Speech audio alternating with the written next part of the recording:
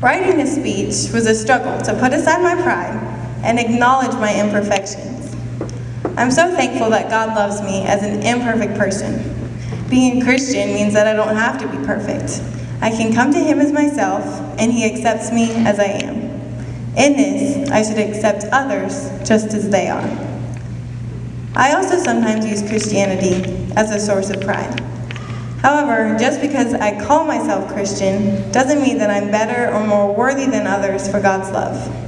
We are all the same in God's eyes, and our only confidence should come from His perfectness. Our role is to be an example of God's love, to build His kingdom, and we can't do that by pretending we're perfect and ignoring our need for grace. Recognizing my personal need for grace, it's striking how I forget to extend this grace for others.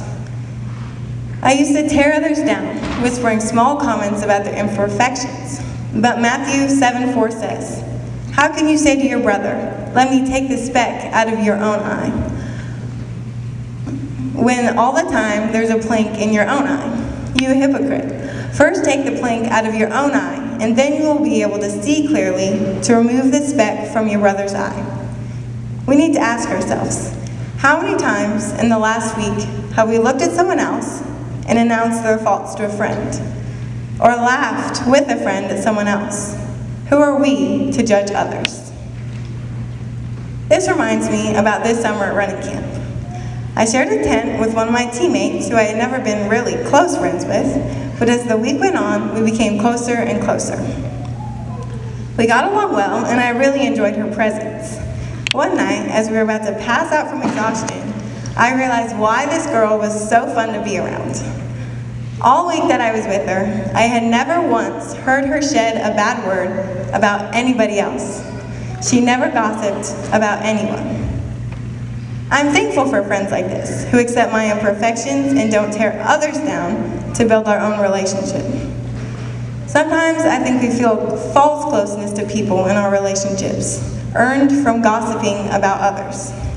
We think that we are coming closer to someone when we share laughs and opinions about somebody else, when we are really ripping apart our community and putting another barrier between that person's heart and God's kingdom. What if we tried for 1 week not to judge and make fun of others' irrelevant faults? Where would our relationships go?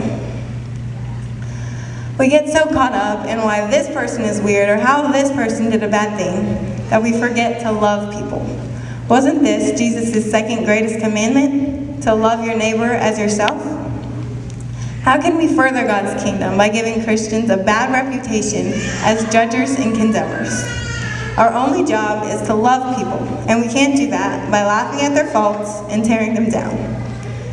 We need to accept people as they are, as Jesus sees them, faults and all. Colossians 3:14 says, "Beyond all these things, put on love, which is the perfect bond of unity." Let's unite our schools, communities, and families through love.